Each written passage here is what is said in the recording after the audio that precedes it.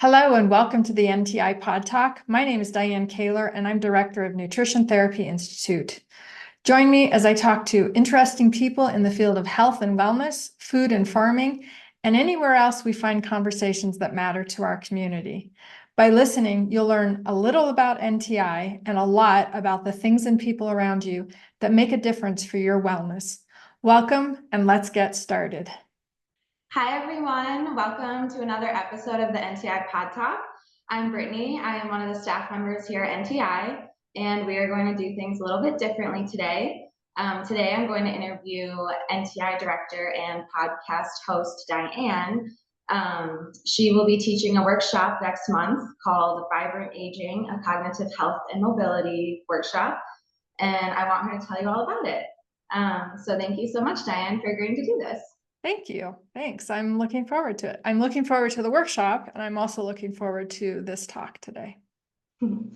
Great. So let's just start with the basics. Tell us, the details, where it's going to be, the dates, and all of that stuff. Yes. So as you said, the title is Vibrant Aging, Cognitive Health and Mobility Workshop. It is going to be held on March 23rd. It's a two-part series. So the first part is March 23rd, which is a Saturday from 10 to 11:30 a.m. Mountain Time. And then the second part is April 20th, again, 10 to 11:30 Mountain Time. And it is both live. So here at our location in Old Town Arvada, Colorado, it is in person. And then also we're going to be live streaming it. So people can attend either in person or from home. And it is, part two is a movement class. So anyone who's participating from home, we have kind of some guidelines, some ideas of equipment to have available.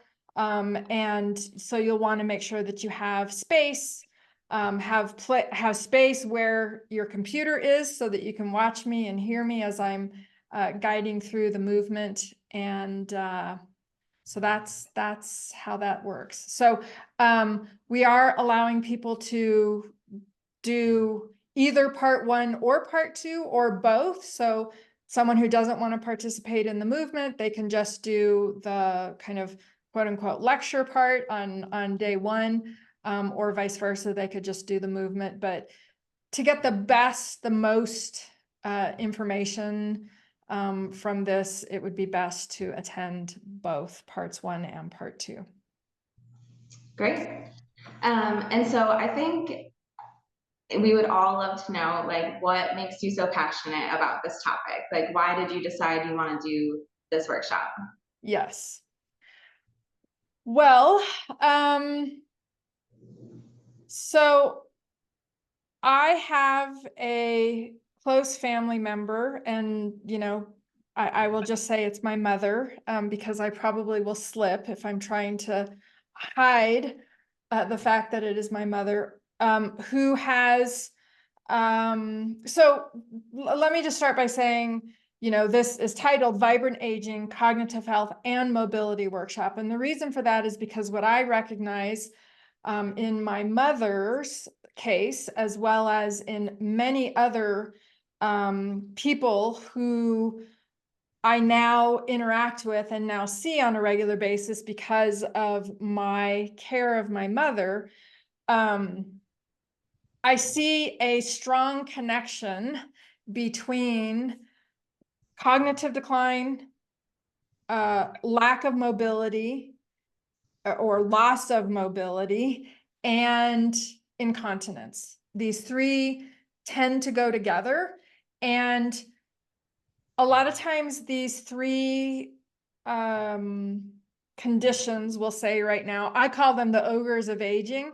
So a lot of times people just assume that these three things are, first of all, independent things that have no connection, which is untrue. And then they also think that these are just sort of natural consequences of aging. The longer you live, the more likely it is that you're going to lose mobility, lose cognitive function, lose the ability to have continence, become incontinent. And in seeing these three things occur in my mother, watching this happen over the last 15 to 20 years, I have picked up on a pattern, and also become very clear in my understanding that these three ogres of aging, that I call them, are interrelated.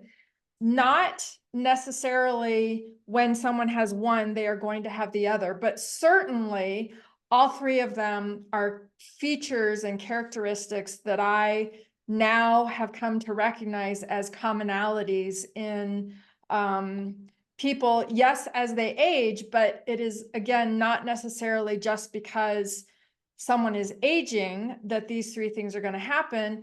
And it doesn't happen all at once. It doesn't happen like one day you wake up and suddenly you're incontinent, unless there's been, I don't know, some kind of surgery or something like that. So one day you don't wake up and like suddenly you're incontinent, or suddenly you lose the ability to have good, smooth mobility. Suddenly you lose the ability to have cognitive health. It doesn't happen all at once. It happens in tiny little increments over days, weeks, months, years, decades. And it really is, these are consequences of habits that we form throughout life.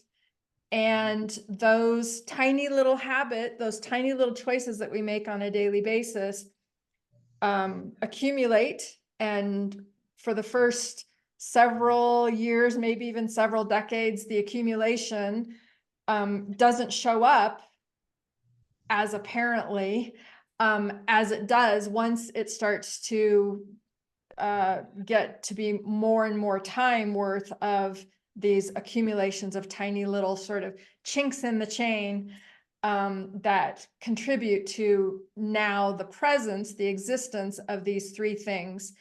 And it's brutal when people experience these three, again, I call them ogres of aging, because they are very interrelated, and it dramatically reduces the quality of life for people. And I see it every day as I help care for my mother. My mother now lives in an assisted living facility. She has dementia. She has lack of mobility, and she has problems with incontinence. And I have seen these things. I have watched the little chinks in the chain build up and add up year after year after year.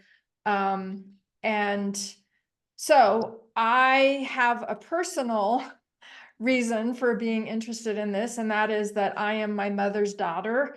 And I, while I don't believe that genetics is a major component of what your experience is going to be, I do recognize that there are genetic predispositions. And so I have a personal goal of making sure that I don't experience these three ogres of aging.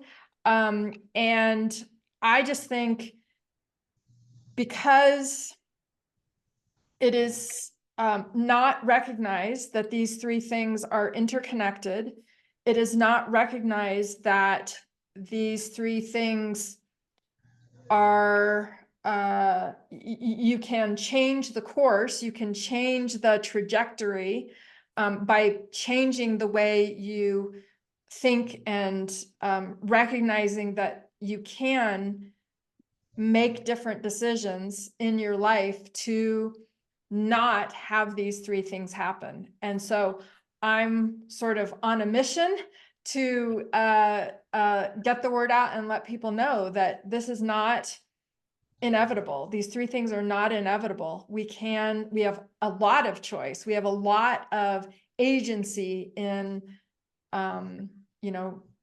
changing the potential outcome for these things. So that's where my passion comes from. Yeah, that's awesome. So, you know, our audience would probably know this, our regular viewers, our students, and I know, but you know, what would you say qualifies you to teach this subject? Yeah. Me, I think the most interesting part is the movement part. So you could speak about the nutrition lifestyle, and then I would also think it'd be really interesting to hear about the movement part, like how you got into that. Yeah. Right. Um, well, so, as you just said, nutrition is definitely a primary factor in certainly in cognitive decline, but it even has some influence on compromised mobility. There's a less linear connection between nutrition and incontinence, but it's not zero. Um, so as a nutrition therapist, director of Nutrition Therapy Institute, I have a 20-year plus career in specializing in nutrition. And so that's one thing that qualifies me, to talk about this, certainly from the nutrition standpoint. The movement standpoint, I started learning, hearing people speak, learning about biomechanics. And I started learning about what's called mechanotransduction. And mechanotransduction is this biochemical biochemical factor in which it's well recognized, it's now understood that the mechanical forces that are exerted by movement in the body, those mechanical forces cause cells, and I'm putting my hands together here to represent cells touching one another, cause cells to touch each other and push on each other, and that touching and pushing on each other generates mechanical forces within each cell individually, and those mechanical forces are triggers for cellular activity. It's called mechanotransduction.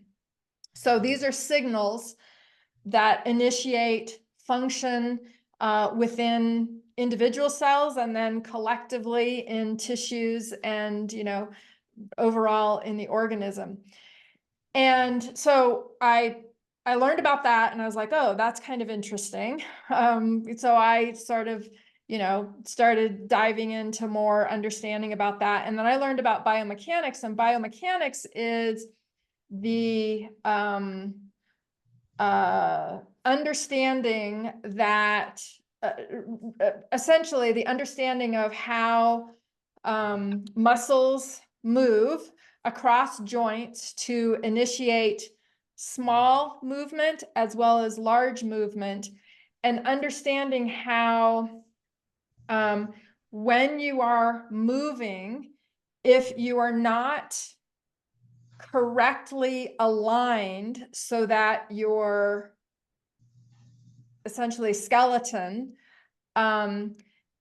is in an inappropriate position, that creates difficulty with muscle movement, and vice versa. If you don't have enough mobility and actually it's not necessarily mobility, if you don't have enough flexibility and length in muscles, where muscles are really tight, those tight muscles prevent bones from being able to move properly, which puts your skeleton in an inappropriate alignment. And so it goes together. So when I started learning about this and started reading about it and understanding the consequences of having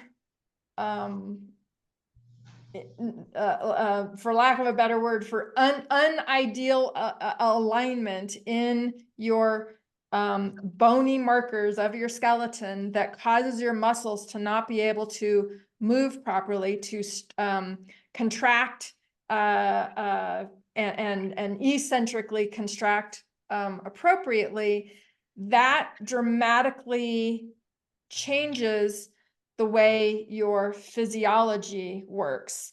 And so in particular, hips and pelvic area and lower back are all kind of tied up and compromised with poor alignment that results in reduced mobility.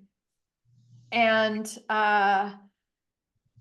so that then led me to understand how poor mobility in the hips and pelvic area and lower back area, and you know, it goes all the way up to the top of the head, all the way down to the feet, but this centralized area dramatically influences your ability to have control over the pelvic floor muscles, and you're much more susceptible to incontinence when you have poor mobility in the hips. And so that's where the incontinence comes in. But it influences everything from being able to walk, from being able to, you know, get dressed for yourself, put your shoes on, tie your shoes, put things over your head, put things on your arms, and, you know, be able to button them up. These are all compromises that people who lose mobility and then also have cognitive decline, these things start to, you have decrements in the ability to do these things. So, so in my effort to help support my own body, the more I learn about this mobility and the more I learn about improving my mobility from an alignment biomechanic standpoint, I have seen improvements in myself, and I think others might find it interesting to hear about that. So Yeah, that's fascinating. I might have to come for the movement piece. I'm very interested. Yeah, definitely. Okay, so we've gone over, so the three ogres of aging are cognitive decline, incontinence, and loss of mobility. Yes. So how does poor nutrition and lifestyle contribute to that, those three? Yeah, well, so poor nutrition, and we'll just call that nutrient deficiency for, you know, for ease. Nutrient deficiency contributes to cognitive decline dramatically because the brain cells require nutrients that are necessary for brain cells to function properly. Nutrient deficiency greatly impacts cognitive capacity. Nutrient deficiency, well, I should say, you know, it's hard to make a specific linear line between all three of these, but they all feed upon one another, because when someone is incontinent, because of lack of mobility, they start to make choices about what they eat and what they drink. And so they stop, usually they stop drinking enough water, so they become dehydrated, and dehydration dramatically decreases cognitive ability. And then when they make different choices about the foods that they're going to eat, they are likely going to be not consuming a full nutrient dense diet. They have the potential to have electrolyte deficiency. Electrolyte deficiency also causes cognitive decline. And then when someone starts to get cognitive decline, they start to lose the ability to think clearly about what they should eat and what they should drink. They also start to lose the ability to have a sensory recognition that they need to eat and they need to drink. And then, you know, nutrient deficiency contributes to muscle loss, and muscle loss then interacts with lack of mobility. And so, you know, that there are so many ways in which these three things go back and forth and interact with one another. But that's just a slight example.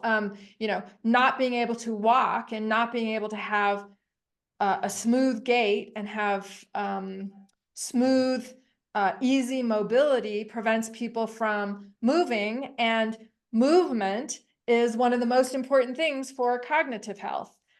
And when you don't have cognitive health, you actually stop wanting to move and stop, so lack of cognitive health then starts to contribute to less movement and therefore less mobility. And so it's like this vicious cycle of all kinds of different things that's not linear, even in a full circle. It's not linear. It is essentially a spider web of connections between these three things. Wow, yeah, seems like they all just kind of perpetuate each other. You're absolutely right. Yep. Mhm. So I know you spoke already a little bit about how poor movement and alignment can contribute that, but is there anything else you'd like to add about how poor movement can contribute to those three things? Yeah, well, And I know you kind of already said all that, so yeah. Well, I mean, when someone has so lack of mobility, poor movement, that contributes to muscle loss, and particularly for muscle, when we have muscle in the body, muscle holds on to water. And so when someone has muscle loss, they are more likely to be dehydrated. And you would think that dehydration would prevent incontinence, because if you're dehydrated, you have nothing to pee out, right? But that's not the case. Actually, dehydration then causes the brain to be able lose proper connection between the nervous system and the central nervous system and the signaling to the bladder. So it actually increases incontinence. And just because you're not drinking water, yes, eventually you're going to run out of water that would cause you not to pee. But this now starts influencing the kidneys, because the kidneys are trying to figure out a way to maintain fluid levels.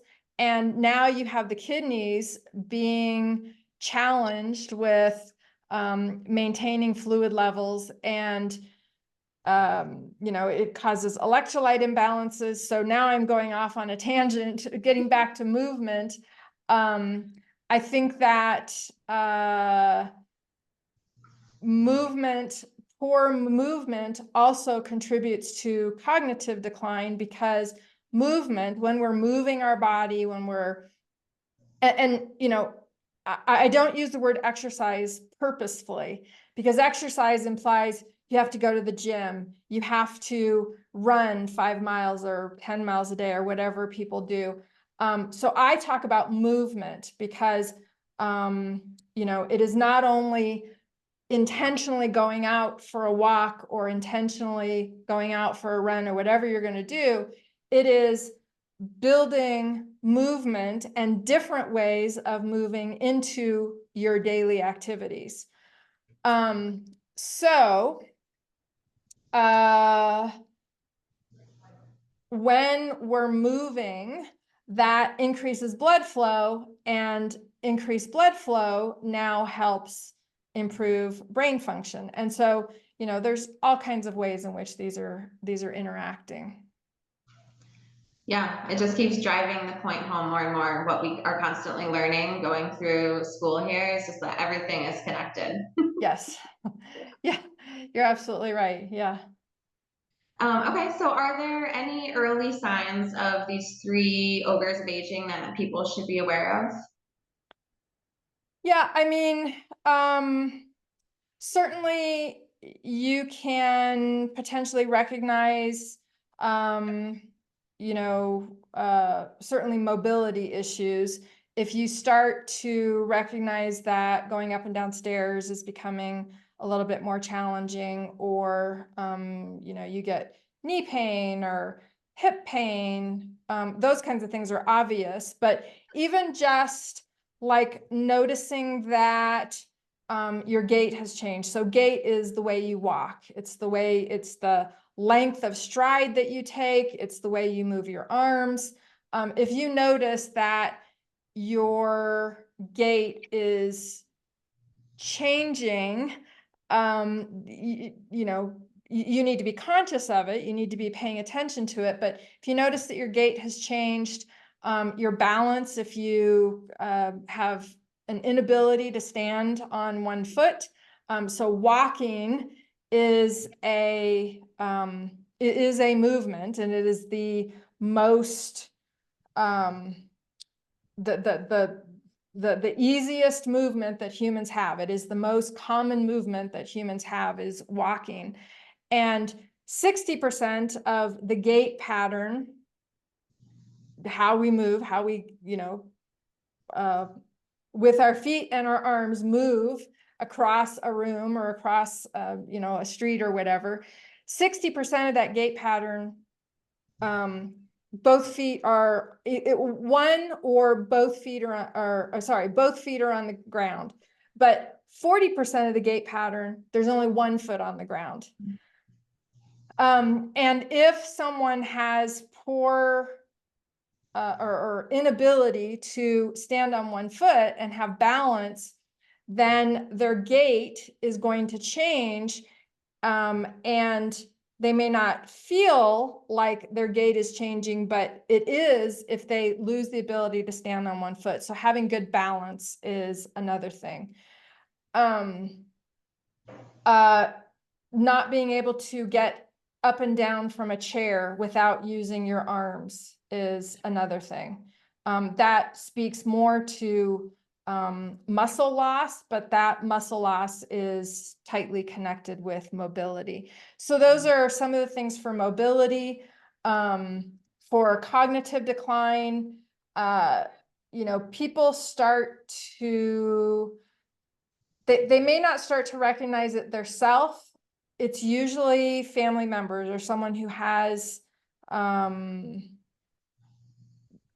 consistent interaction with the person, that will actually start noticing things, because they'll start saying things over and over again. They'll start telling the same story over and over again, getting lost driving, getting lost, you know, walking to your friend's house or something like that.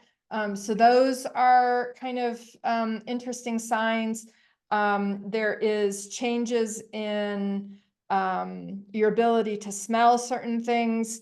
Peppermint is a classic. If you lose the ability to identify the smell of peppermint, that's an indication of some sort of decrement in brain function.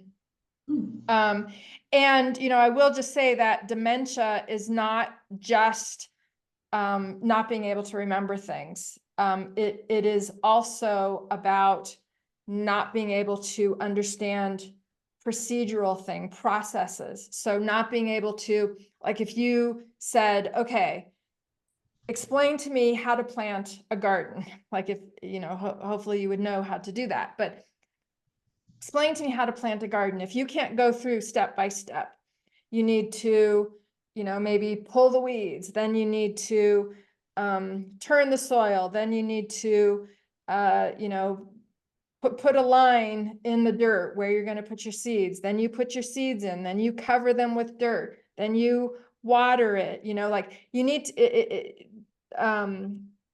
actually a very early stage of dementia is the inability to describe minutely, step by step, procedural things, making a cup of tea, making breakfast, you know. So those are, I think, some good early indicators. But back to the family members. So, you know, I noticed that my mother was having some cognitive issues very early on, like probably 15 or 18 years ago.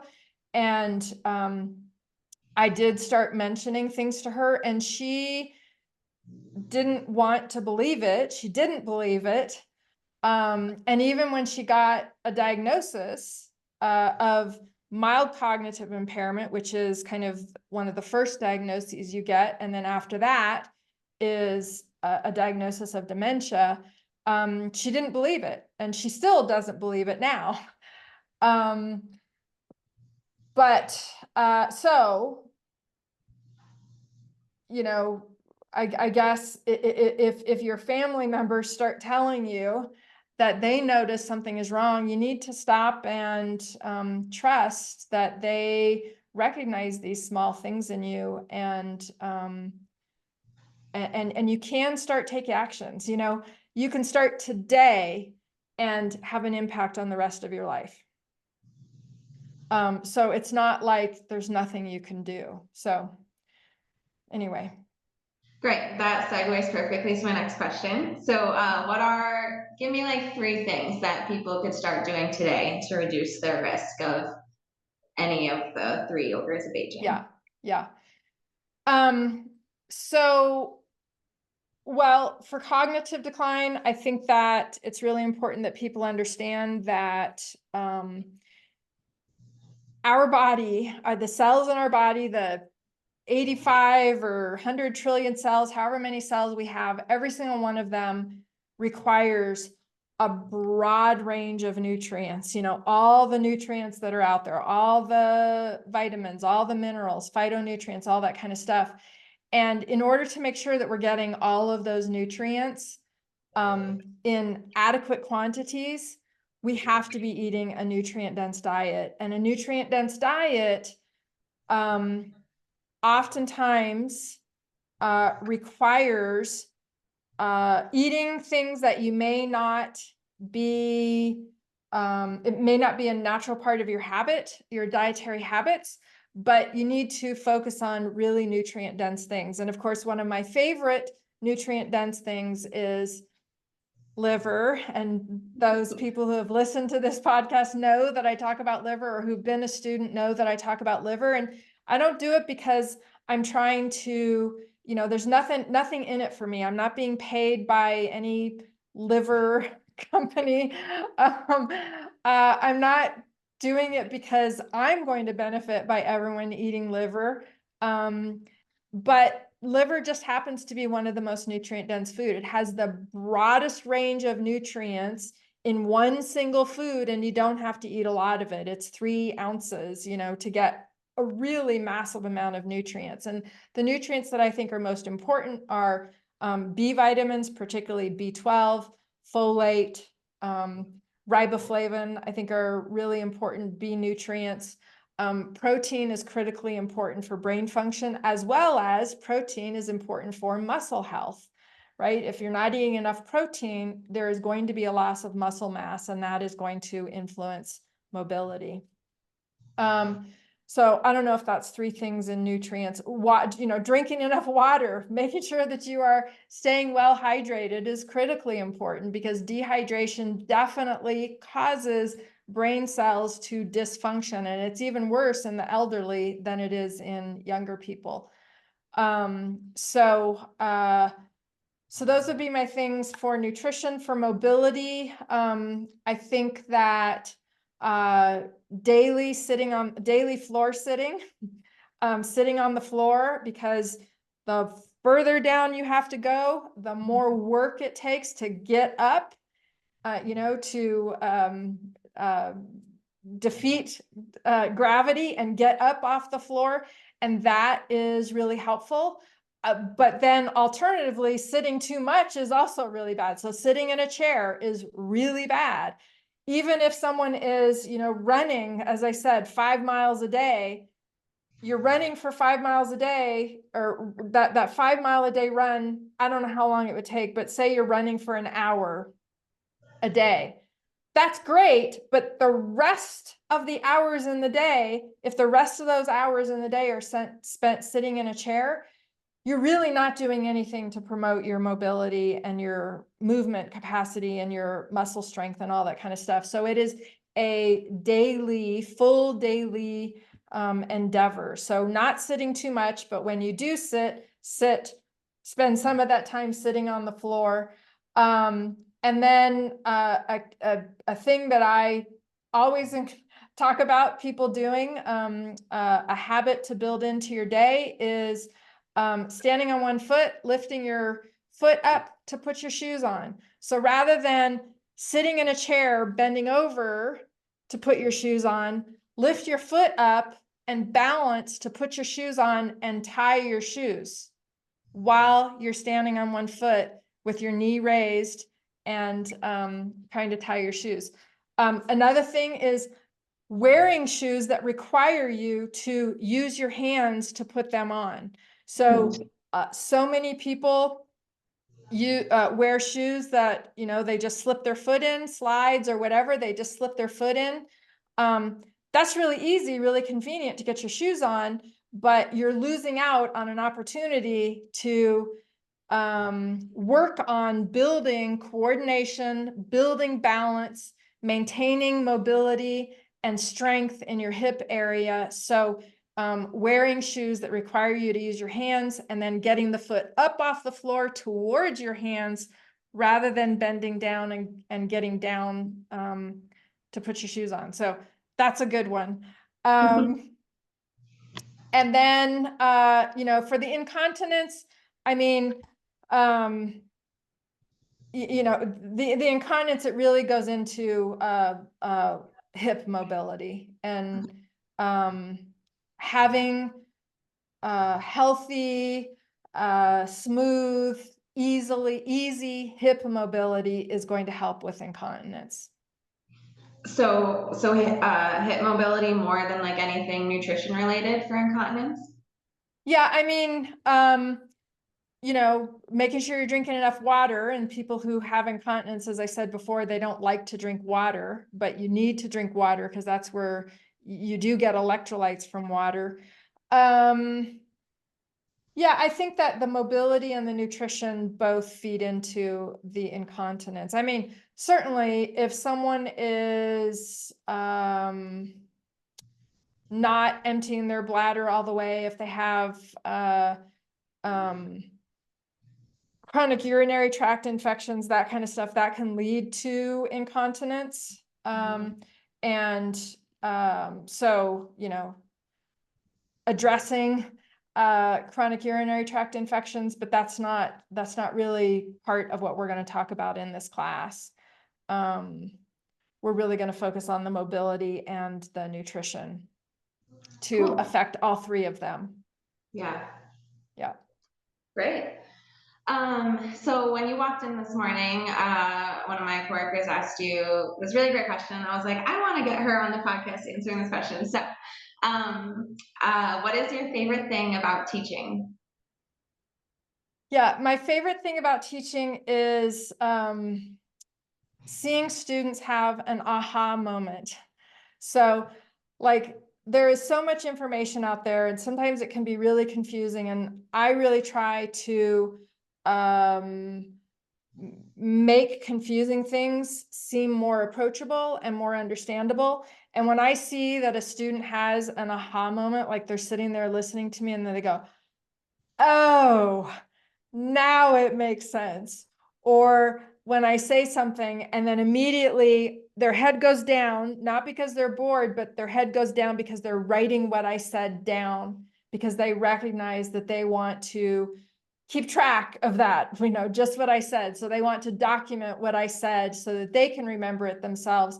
That's where I kind of light up, and I get a lot of feedback from that, like, yes, and I get excited about that when people have an aha moment and start to recognize that they are smart. They are capable of understanding this, and I'm just putting it in a way that makes it make sense for them now.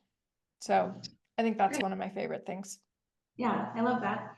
Okay, just one more question. How can people sign up for the workshop? Yes. So Well, it is being posted on social media, so I think they can get to it from there. But from our website, on our website, the NTI, ntischool.com is our website. And on the website on the top is a button that says Learn. That will take you to a whole list of options. And there's an event page on that tab. Under the Learn tab, there's an event page, and you can go there and sign up for it. And that's where the ticket sales are. Or you could just call our office too, or email our office, and we can direct you to getting that sign up. Perfect. All right. Well, thank you so much, Dianne. I'm really glad that we were able to do this. Yeah, me too. Thanks. It's a passion of mine. That's why I can talk about it forever. And I hope to see people at the workshop. So thanks. Thanks for doing this. Of course. All right. Bye. All right. Bye. Hi, Dianne Koehler here again. If you found this conversation interesting and haven't already become a student at NTI, check us out at ntischool.com. We hope to see you soon.